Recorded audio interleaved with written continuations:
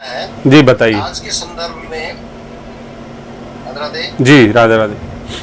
आज के संदर्भ में अपना वर्ण धर्म कैसे निभाया जा सकता है? मैंने अभी तो बताया था आपको भाई। नहीं, वो आपने ड्यूटीज तो बताई, जी हर वर्ण की ड्यूटीज बताई आपने, जी। तो प्रैक्टिकली पॉसिबिलिटीज आज मैं आपको प्रैक्टिकली बता रहा हूँ, ठीक है।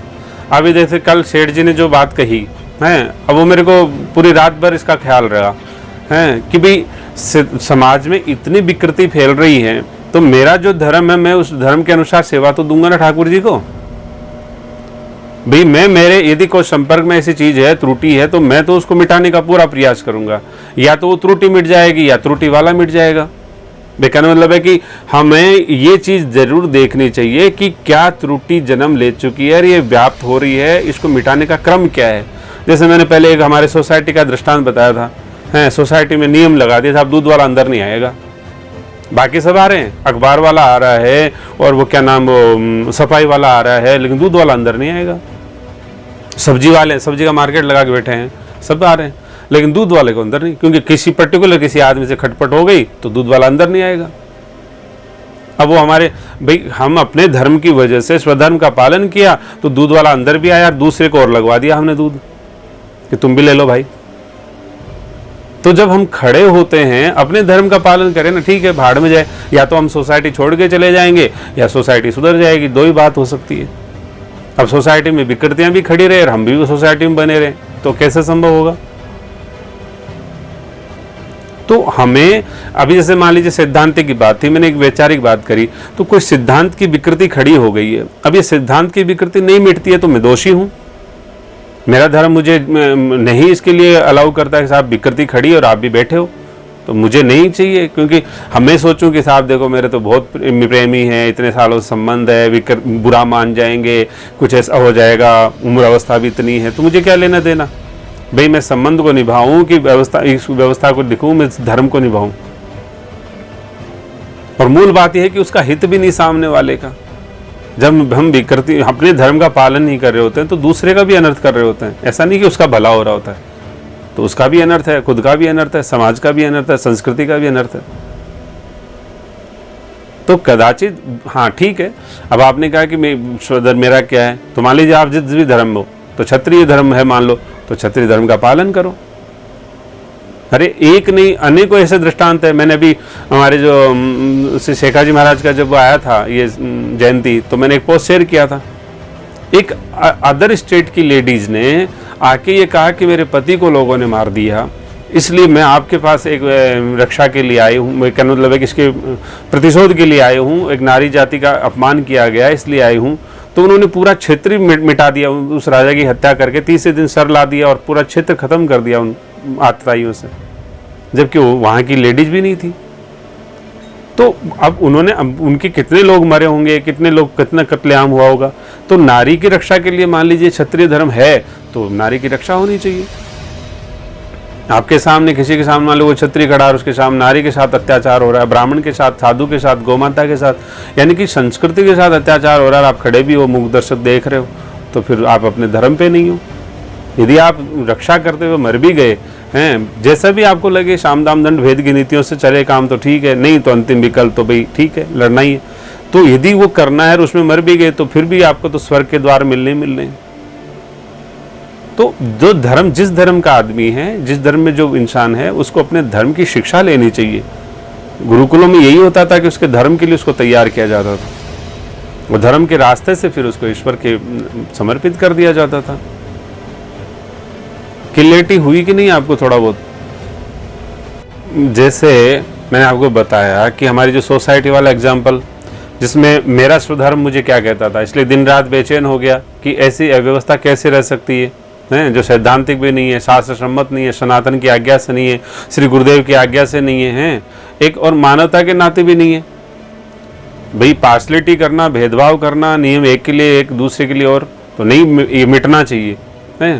तो खड़े होने से मिट गया वो, यदि नहीं खड़े होते तो चलता ही रहता है। पोल में ढोल चल रही थी, सब लोग दुखी थे, लेकिन मैनेजमेंट सब दुखी थे। अब दुखी थे तो रोए, अब कौन करे, दुख का निवारण तो हो कैसे, सब अपने आप तो यदि मुझे श्री गुरुदेव ने या ठाकुर जी की कृपा से स्वधर्म मिला है, इसलिए स्वधर्म के विज्ञान से अशांति मिल गई, समाज का या सोसाइटी का समिति का थोड़ा मार्गदर्शन हो गया। यदि इसी तरह से हर इंसान के जीवन में कुछ न कुछ है, मैं एक बहुत अच्छा दृष्टांत बताता हूँ, यहाँ नाम लेना उचित नहीं है, प्राय संकेत करूँगा, सब जान जाएंगे। तो एक हमारे यहाँ पे एक गृहस्थी है, और वो ठाकुर जी की कृपा से उन्होंने भाई संपर्क बनाया, जैसा भी हो उनको प्रेरणा हुई, और भाई भक्ति के नाते हमारा संबंध बना। तो जब शुरू में उनकी जो भाई हम जो बातें बताते थे सब ठीक ही लगती थी, बहुत अच्छी लगती थी, लाभ होता था, सब मानते ही हैं। तो आदमी क्या, जब जानकारी लेके उसको पास ऑन करता है तो फिर वो विद्वान बन जाता है, और विद्वान बन के जिसका जो लालच होता है, जो भी प्रलोभन होता है, फिर वो लोकेशना के चक्कर में आ जाता है, जैसा भी है। अब हुआ क्या कि अपना परिकर बन गया, सारा सिस्टम बन गया, बहुत सारा महामंडलेश्वर हो गए, सब चीज़ें हो गई, कोई कथा करने लगे, ये कर। अब उससे क्या है कि अब हम जो शुरू में जो बातें बता रहे थे उनसे लाभ होकर के, मान लीजिए ये चीज़ें, एक हम तो सकारात्मक दृष्टि से बता रहे थे, अब वो उन्होंने नकारात्मक ले लिया हैं। अब शुरू से ही हमारा एक बैर था उनसे, या एक मान लीजिए लड़ाई थी हमारी, कि यदि हमसे संबंध रखना है तो साधु निंदा नहीं होनी चाहिए, या किसी की भी निंदा नहीं होनी चाहिए। हमें मतलब नहीं किसी की निंदा, आपको यदि पीछे से करना तो करो, जो भी मर्जी आपकी, हमारे सामने नहीं करना है। तो उन्होंने इस बात को मान लिया, जब तक संबंध रखा माना रखा 5-6 साल के लिए। लेकिन एक दिन क्या हुआ कि अचानक भाई वो धीरे धीरे उनकी विकृतियाँ आने लगी, क्योंकि वो बड़ा परिकर बना लिया, ये चीज़ें सब चीज़ जो भी है। लेकिन अब वो विकृति इतनी ज़्यादा हो गई कि वो बात ही नहीं मानने लगे। जो बात कहें उनको लगता है कि पता नहीं क्या, ये तो मेरे को शायद जलते हैं कि क्या क्या बात है, जो भी है उनका, जो भी अंदर का भाव रहा हो। लेकिन वो ये एक बात ज़रूर मानते हैं, आज तक मानते हैं, कि जो भी आप कहते हो वो मेरे दिमाग से नहीं निकल सकता, वो मेरे दिमाग से नहीं निकलता, रात दिन मेरे दिमाग में चलता रहता है। तो क्योंकि वो ठाकुर जी उसको प्रेरणा करते हैं ना उनको, कि भाई ये हाँ गलत तो गलत ये साहब। अब वो निकलता तो नहीं है, लेकिन वो करते भी नहीं है। तो हुआ क्या कि इसलिए अपने राम ने थोड़ा कम कर दिया संबंध, भाई ठीक है, ज़्यादा नहीं अपने को जाना ना, कोई मतलब नहीं है। लेकिन जो प्रेमी जन उत्सव करते तो बुलाते, तो फिर जाना पड़ता था हैं। लेकिन जब जाते तो उनको पता था कि अब ये आगे या जो भी बात है अपने को गलत नहीं बोलना है, थोड़ा ध्यान रखते थे। हुआ क्या कि एक दिन जब हमारे पास में मिथिला से एक बेचारे विप्र साधु आए हुए थे। अब उनको पता लग गया कि वहाँ से इनके मिथिला से कोई आए हुए हैं साधु, और उनके कोई उत्सव था, उन्हीं की कोई परिकर का। अब उन्होंने कहा कि साहब आप नहीं आना है, और वो महाराज जी, मैंने कहा नहीं मैं नहीं आ पाऊँगा, मेरे यहाँ साधु आए हुए हैं, और इसलिए तो उन्होंने कहा साहब फिर तो हमारे पे बहुत कृपा हो जाएगी, और मिथिला के साधु हैं, और हम तो जो जानकी जी का ही उत्सव कर रहे हैं, तो बहुत कृपा होगी। 4-5 बार फ़ोन कर दिया। तो मैंने कहा चलो ठीक है, इतना आग्रह तो चले जाते हैं, उनको साथ ले गए। तो अभी खैर लाइन पे कोई वो है नहीं, हमारे साथ में श्री नरपत सिंह जी थे, जो विश्व हिंदू परिषद वाले, और हम थे और वो थे, और पता नहीं श्री सेठ जी थे कि नहीं, और ऐसे कुछ थे लोग बाग। तो हम चले गए वहाँ पे। अब वो बेचारे गए हैं तो एक भेष उनके सामने है, ऐसा नहीं कि वो गृहस्थी थे कोई, तो गृहस्थी तो थे नहीं, उनके पास भेष था, बाना था, वस्त्र था, पता लग गया कि साधु हैं। तो एक उपेक्षित भाव से उनको इनवाइट कर लिया, यानी कि बिठा दिया गया। तो अपने राम को पहले मैं भूमिका बना चुका था कि मैंने कहा इस रोग से वो ग्रसित हैं, तो आप इस पे विचार ना करें। साधु समझ जाते हैं बातों को। अब वहाँ जाने के बाद में उन्होंने जैसे मान लीजिए आरती हो गई, सब चीज़ मान लीजिए कर दिया, लोगों को कह दिया कि चलो जाओ आप तो प्रसाद पाओ, और फिर महाराज जी से कहते महाराज आप कुछ सुनाएंगे क्या? तो बताओ ये कहाँ का नियम है? आपने उत्सव कराया है, महाराज उत्सव के दौरान आए हैं, फिर आपने आरती भी कर दी है, जयकारा कर दिया, और आपने कह दिया प्रसाद पाओ जाओ, और अब आप साधु से कह रहे हो कि महाराज कुछ सुनाओगे, तो बोले किसको सुनाएंगे? आपको खुद को सुनाएंगे क्या, या सभी को सुनाना था? लेकिन साधु का स्वभाव होने के नाते से उन्होंने श्री ठाकुर जी का 1-2 पद सुनाए, जबकि इतने अच्छे विद्वान, इतने अच्छे सब सर्वगुण संपन्न साधु। अब उसके बाद पद सुना दिए, ठीक है। अब क्योंकि वो जब जनता जनार्दन रुचि लेने लगी तो उनको लगा कि ठीक है तो गड़बड़ है, तो चलो ठीक है, हाँ महाराज बहुत हो गया, बस ठीक है 2 बहुत, अब बंद कर दिया, कोई बात नहीं। अब हो गया नीचे आने के बाद में, कोई बात नहीं, वहाँ से नीचे आए। अब उनको कहने का मतलब है उन्होंने किसी बात के लिए टोक दिया। अब टोका क्या मैं आपको बता देता हूँ, मैंने नाम तो लिया नहीं किसी का। तो उन्होंने कहा कि महाराज देखो, हमें एक बात अच्छी नहीं लगती, आप साधु हो और साधु हो तो आपकी माला हाथ में नहीं है, साधुओं की माला हाथ में होनी चाहिए। क्योंकि हमारे का मतलब ऐसे समाज का हानि है, दोष है, ये सब चीज़ें, तो साधु की माला हाथ में होनी चाहिए। तो हम, और उससे पहले उन्होंने क्या कहा कि हमारे एक महाराज जी हैं जो हमारे गुरुदेव का नाम लेके बोले कि हमारे महाराज जी, वो कहते हैं कि यदि कोई साधक है तो उसको अपने गुरुदेव से पूछना चाहिए कि क्या करना चाहिए, हैं, किसी और दूसरे से उपदेश नहीं लेना चाहिए, किसी से कुछ नहीं पूछना चाहिए, कोई शिक्षा नहीं। तो कहने का मतलब ये सिद्धांत उन्होंने पहले बता दिया। उसके बाद में वही खुद टोकने लग गए कि महाराज आपके हाथ में माला नहीं है, आपको पता है आपके ये ठीक नहीं है। तो बताओ भाई, अभी आपने एक सिद्धांत दिया कि आपके साधन के बारे में, आपकी जो साधन शैली को बढ़ाना घटाने के बारे में आपको सिर्फ और सिर्फ अपने गुरुदेव से पूछना चाहिए, और गुरुदेव नहीं है तो बड़े गुरु भाई से पूछना चाहिए। ये अभी तो आपने कहा 1 मिनट पहले, एक महापुरुष का नाम लेके, और अभी आपने उसी साधु को पूछ लिया आपकी माला कहाँ है, आप माला नहीं लगते महाराज, ये गलत बात है। तो कहने का मतलब भाई तुम कर क्या रहे हो, अभी सिद्धांत दिया उसका खंडन कर दिया। आपको इतना अक्ल नहीं है कि वो साधु कौन से संप्रदाय से है, उस संप्रदाय की प्रणाली क्या है, उसके भजन का नियम और कानून क्या है, हैं, आपको कुछ होश ही नहीं है, हैं, बेहोश की तरह बकते जाते हो। तो कुछ तो होश रखो कि होश क्या हो क्या रहा है। ठीक है, अब वो बहुत ज़्यादा ये बात आई तो मैंने टोका टाकी करके बंद कर दिया उस समय, और फिर वहाँ से हम आ गए।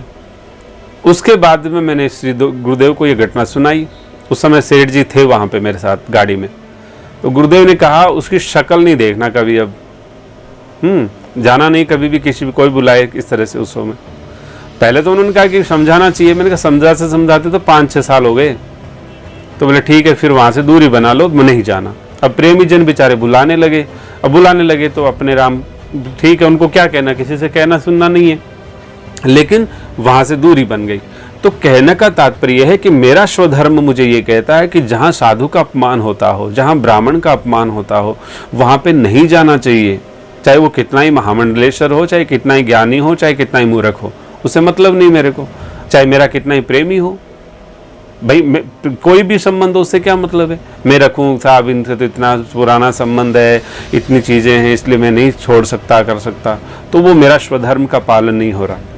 इसलिए हर इंसान अपने स्वधर्म का पालन किसी भी परिस्थिति में कर सकता है। ऐसा नहीं कि युग धर्म के अनुसार स्वधर्म का पालन किया जाता है। स्वधर्म एक ही होता है और वो कभी भी करने के लिए स्वतंत्र होता है। तो स्वधर्म का पालन करने में कोई बाधा नहीं है। स्वधर्म सीख लेना चाहिए कि क्या स्वधर्म है, उसकी जानकारी ठीक ठीक लेनी चाहिए। स्वधर्म का ज्ञान होगा तो इंसान को जीने में बहुत मज़ा आएगा, सहज हो जाएगा जीना। राधे राधे। कुछ क्लियरिटी हुई कि नहीं? तो भाई वहाँ ये था कि या तो मैं उस व्यवस्था को सही ख़त्म करूँ, तो वो व्यवस्था 5-6 साल तक तो ख़त्म रही, लेकिन फिर वो भी अहंकार की वजह से, लोकेशना के दुष्प्रभाव से वो नहीं, वापस विकराल रूप लेने लगी। तो यह था कि उनसे लड़ना चाहिए। तो गुरुदेव की आज्ञा जैसे हुई वैसे आज्ञा से हमने कर लिया। तो अब कम से कम मेरी लाइफ में तो वो समस्या नहीं है, मेरी लाइफ में वो इंसान ही नहीं है, तो समस्या क्या है। तो फिर अभी कुछ दिनों पहले उनके परिकरों का फ़ोन आया कि हमें बहुत कष्ट हुआ है। 3 घंटे बात करी कि भाई आपका सत्संग नहीं मिलता। तो सत्संग तो ठाकुर जी का है जो भी है, लेकिन उससे हम वंचित हो गए, मिलना था ये। तो कहने का तात्पर्य है कि फिर हमने श्री गुरुदेव को चलो उनकी भक्त की एक प्रार्थना पहुंचाई वहाँ पे। तो उस समय पता नहीं सेठ जी थे कि नहीं थे, पता नहीं कौन थे। तो उन्होंने कहा कि अब तो उनको ना बुलाना और ना उनके जाना, यानी कि पहले तो यही था कि उनके जाना मत, अब उन्होंने कहा कि उनको बुलाना भी मत, और आ भी जाए तो मिलना मत। तो इतना कर दिया। हमारे सामने की बात है, हमारे सामने की बात है अभी। हाँ, तो कहने मतलब अब तो उन्होंने ये कह दिया कि भाई आप उनके पास जाना ही नहीं, वो आ जाए तो मिलना मत उनसे, यानी कि पूर्ण बहिष्कार कर दिया।